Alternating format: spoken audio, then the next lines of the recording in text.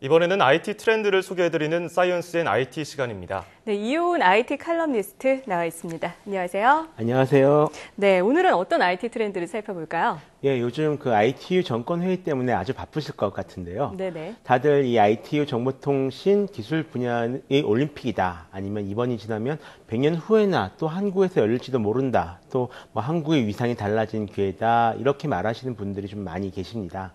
오늘은 이 ITU 전권 회의 속에 숨어있는 보이지 않는 어떤 국가 간 대결에 대해서 한번 이야기해 볼까 합니다. 네, 이 ITU 전권회의 뒤에 숨어있는 국가 간의 대결이라는 게 도대체 뭔가요? 예, 원래 그 ITU 전권회의 기간에는 내부적인 문제와 좀 외부적인 문제를 모두 이제 다루게 되는데요. 네네. 내부적인 문제라면 아무래도 뭐 새롭게 일할 사람들을 선출하거나 아니면 향후 계획을 짜는 그런 것이 될 것 같습니다. 그런데 그것보다 우리들 관심을 끄는 것은 바로 외부적인 문제일 텐데요.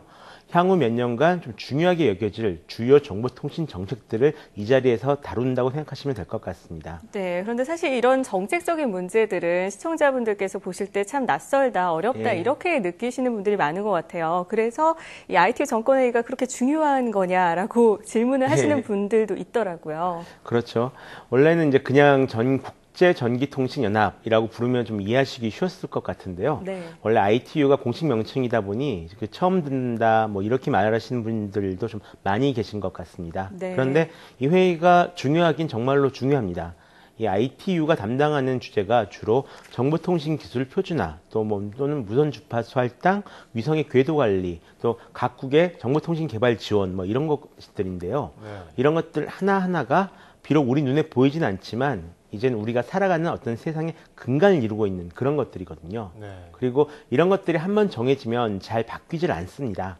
예를 들어서 그 철도가 다니는 철길에는 표준 넓이라는 것이 있습니다. 네. 흔히 표준 궤관이라고 부르는 것인데요. 네. 이 넓이가 실은 말 2마리가 이끄는 수레의 바퀴 넓이입니다. 로마 시대 때부터 이 수레가 다니면서 좀 자연스럽게 생긴 그런 길에다가 철길을 깔아서 초기 철도를 놓다 보니 결정된 그런 넓이라고 할 수 있는데요. 현재 우리나라나 미국 철도도 아직 이 넓이를 따르고 있습니다. 네. 굉장히 질기게 오래가죠. 그렇게요. 예. 그리고 정보통신 분야에서 이런 표준을 결정하는 최고 기구가 바로 ITU 전권회의입니다. 물론 워낙 중요한 일이다 보니 표준을 정하는 단체도 굉장히 여러 가지가 있는데요. 그 중에서도 가장 큰 권위를 가지고 있다고 보시면 될 것 같습니다. 국제적 이동통신 주파수 분배 등의 어떤 통신 규격을 국가별로 통일해서 서로 통하게 만든 것도 바로 이 회의고요. 우리가 해외에서 스마트폰을 직구해서 한국에서 쓸 수 있게 된 것도 어찌 보면 이 ITU 영향을 받았다고 할 수 있겠죠. 그 밖에 휴대폰 충전 단자 등의 규격도 모두 ITU에서 표준으로 정한 것들입니다. 그러니 굉장히 중요할 수밖에 없죠. 또 ITU 정권회의는 정보통신 분야의 주요 정책들을 의논하고 결정을 내리는 그런 자리이기도 한데요. 이게 또 매우 중요한 자리입니다.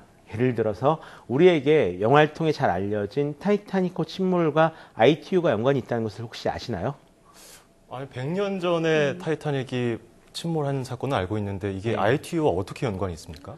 예, 그 ITU 헌장을 보시면 무선국은 발신처를 불문하고 조난 호출 및 통신문을 절대적으로 우선 접수하고 동일한 방식으로 응답해야 하며 즉시 이와 관련해 요구되는 조치를 취할 의무가 있다라는 조항이 있습니다. 네. 네. 이게 바로 타이타닉호 때문에 만들어진 조항인데요. 당시 타이타닉호가 침몰하면서 무수히 많은 SOS 신호를 타전했다라고 합니다. 네. 그런데 이 신호를 수신한 배가 거의 없었어요. 이렇게 된 이유가 근처에 배가 없었던 것이 아니라요. 100년 전에는 다들 이 무선 수신기를 끄고 항해를 했기 때문인데요. 그 때문에 사고 직후에 열린 ITU 회의에서 조난 호출 신호 수신 의무 조항을 만들어서 항해를 하는 배라면 아무도 무선 수신기를 끄면 안 되고 구조 신호를 수신하면 즉시 구조 활동에 참여하도록 그렇게 만든 겁니다.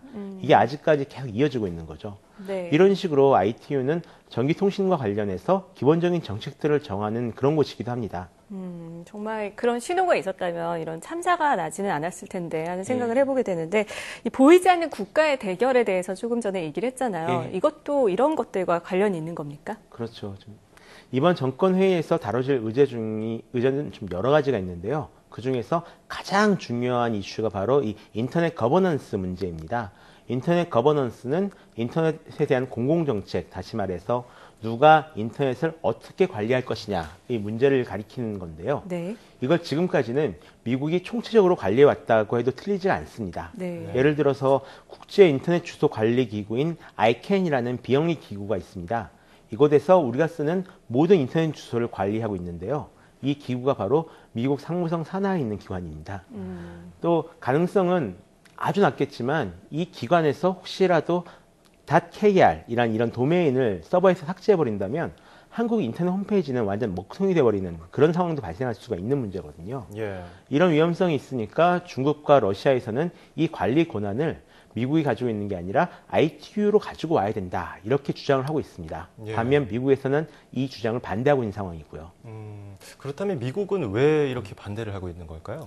예, 일단 원래 이 인터넷 관리 권한을 정보기구가 가져서는 안 된다라는 것이 미국의 입장입니다. 네. 사실 ITU에서 인터넷 거버넌스에 대해서 논의한다는 것 자체가 그동안 민간에 맡겼던 인터넷 관리 시스템에 각국 정부가 공식적으로 개입하겠다라는 이런 이야기와 마찬가지인데요. 네. 그동안 ICANN은 비교적 무난하게 잘 운영됐다라는 평가를 받고 있습니다. 네. 밑에서 올라오는 의견도 잘 수렴하고 있고요. 또 다양한 이해관계자들의 참여가 그럭저럭 잘 보장되고 있다. 이런 평가를 받고 있는데요.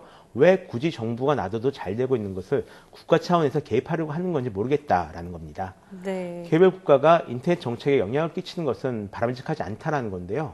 대신 ICANN을 내년 9월까지 국제적인 다자기구 이런 형태로 전환하겠다라는 입장을 밝힌 바가 있습니다. 네. 네.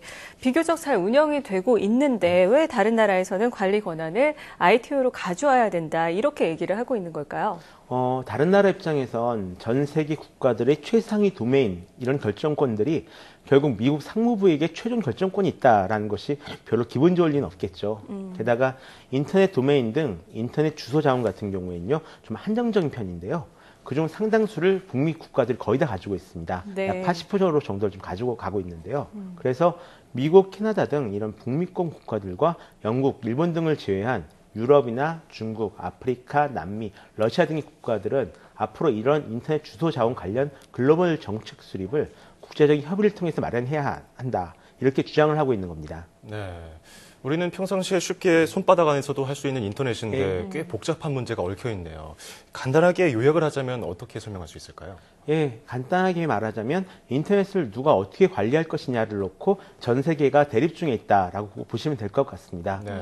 그러니까 다 한쪽으로는 미국 대 중국, 러시아, 유럽 이런 구도로도 보실 수가 있고요. 네. 다른 한편으로는 민간에서 인터넷을 관리할 것이냐 아니면 정부를 해서 통제를 할 것이냐 이런 측면에서 볼 수도 있을 것 같은데요. ITU 정권회의에서 합의된 내용은 나중에 국제전기통신규칙이라는 국제조약에 반영되도록 되어 있습니다. 네. 앞으로 인터넷 주소 자원의 문제가 상당히 민감한 영향력을 가질 수밖에 없는 그런 시대에 저희들이 이제 살고 있잖아요. 그러니까 이런 대립이 앞으로 어떤 결과를 가져올지 한번 지켜보시는 것도 괜찮을 것 같습니다. 네. 지금까지 이 ITU 전권 회의와 그리고 인터넷 거버넌스에 대해서 이야기를 나눠봤습니다. 이온 IT 칼럼니스트 고맙습니다. 고맙습니다.